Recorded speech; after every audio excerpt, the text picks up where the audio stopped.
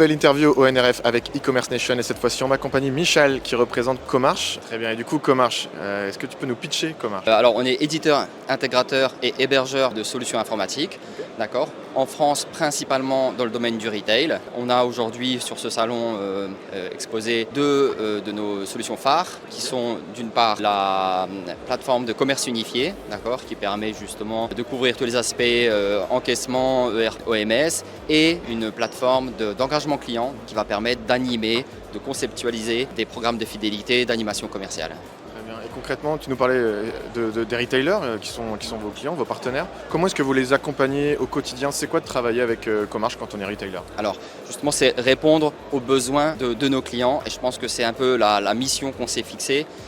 Chez Comarch, c'est de tout d'abord comprendre l'écosystème du retail parce que c'est essentiel pour être capable de répondre fonctionnellement avec des outils, etc. Il faut d'abord comprendre les problèmes que rencontrent nos clients, les retailers, les challenges et surtout aujourd'hui où on voit que c'est un secteur en pleine transformation et c'est là où Comarch doit les aider en proposant des outils adaptés avec des fonctionnalités, une approche, un business model adapté à leurs besoins.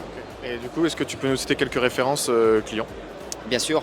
Alors, il faut savoir, et je ne l'ai pas dit en début de discussion, mais Comarch est présent dans 30 pays, on est quasiment 7000 personnes, donc nos références sont aujourd'hui françaises en France, mais également internationales, puisqu'on accompagne des sociétés comme Kiabi, comme Clarins, comme Auchan, dans différents pays. Donc ce qu'on fait en général, c'est on va commencer par la France, par déployer la France, en mode corps modèle en général, et ensuite on va venir déployer, que ce soit nous en autonomie ou les clients parfois s'ils en ont s'ils ont les ressources et l'envie de le faire de façon autonome. Mais en tout cas, effectivement, on a la chance aujourd'hui de travailler avec des sociétés que tout le monde connaît au quotidien. Je parlais de Kiabi, je pourrais parler de Système U, de Coopérative U aujourd'hui.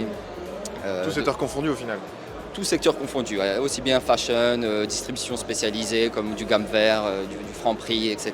Et on a la chance que ces sociétés nous ont fait confiance et c'est une collaboration, comme je le disais, qui dure en général déjà depuis plus de 5 ans, parfois 10, et pour nos plus anciens clients, même les premiers clients avec lesquels on a commencé la collaboration il y a 15 ans. Donc c'est vraiment une fidélité qui s'est installée entre nous et ça montre aussi qu'on arrive à se comprendre et à avancer ensemble et à surmonter un petit peu les tendances et les challenges au fil du temps.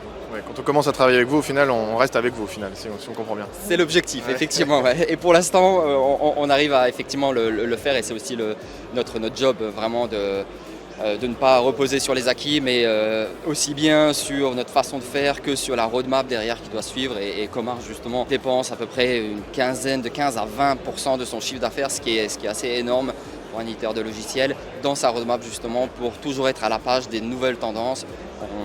On va parler certainement de l'IA et d'autres actualités, mais c'est vraiment avec justement ce budget qu'on arrive à être toujours au top, ou en tout cas suivre les tendances. Ouais. Justement, transition parfaite vers ma prochaine question. Justement, j'allais te demander les actualités au niveau de Comarch, ce qui s'est passé cette année, ce qui va arriver.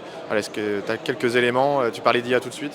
Oui, effectivement, c'est le premier élément qui me vient à l'esprit parce que forcément tout le monde en parle et on ne peut pas faire sans aujourd'hui.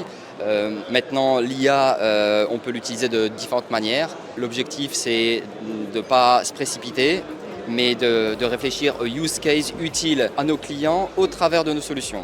Et chez Comarch, maintenant depuis quasiment un an, on a nommé une équipe IA qui a justement analysé ces besoins, ces use cases, et on a intégré dans nos produits déjà, donc on ne parle pas du long terme, on a déjà intégré un certain nombre de fonctionnalités basées sur l'IA, d'autres sont encore dans la roadmap, donc c'est vraiment, ça sera une étape, ce sera un processus étape par étape et qui va, j'imagine, continuer encore pendant pas mal d'années. Ouais. J'imagine aussi. Est-ce que tu as d'autres actualités Il y a d'autres actualités, effectivement. Ouais. Je pourrais en citer 2 de plus pour faire rapide. La première, c'est le middle market. Alors Comarch aujourd'hui est identifié comme un acteur plutôt pour les grandes structures, les grands retailers français et internationaux. Aujourd'hui, depuis on va dire 1 an et demi, on met l'accent sur le middle market, c'est-à-dire sur des sociétés qui vont générer entre 300 et 1 milliard de chiffre d'affaires. Et pour ça, et c'est lié à la troisième actualité justement, on essaie de s'entourer de bons partenaires parce que ce segment de clients-là souhaite que ça soit rapide, souhaite que ça soit pas cher et souhaite que ça soit en standard. Et c'est justement l'ADN de Comarch aujourd'hui, c'est de proposer quelque chose de rapide à déployer, time to market très très rapide. C'est tout ce qu'on vous souhaite en tout cas, évidemment. Merci.